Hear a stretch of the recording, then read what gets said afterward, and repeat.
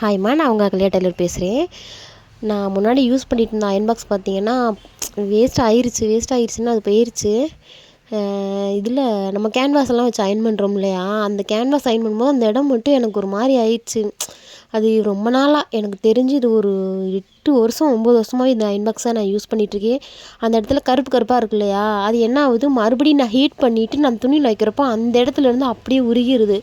ஒரு புடவையில பட்டுருச்சு. பட் அது ஒரு கவுனுங்கிறதுனால நான் அட்ஜஸ்ட் பண்ணிக்கிட்டேன்.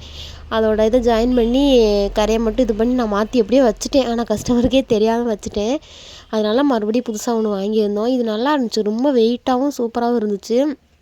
இதோட ப்ரைஸ் பார்த்திங்கன்னா 1500 சொன்னாங்க. ஏன்னா நான் இன்ஸ்டால்மெண்ட்டில் தான் எடுத்திருந்தேன், ரெடி கேஷ் கொடுக்கல.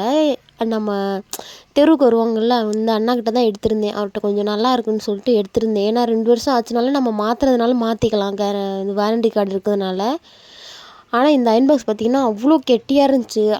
துணியில் வச்சு அயர்ன் பண்ணும்போதும் பார்த்திங்கன்னா அந்த இடத்துல சில்வர் இல்லாமல் நமக்கு இந்த மாதிரி இருக்கிறதுனால என்னமோ தெரில, நல்லா இருந்துச்சு.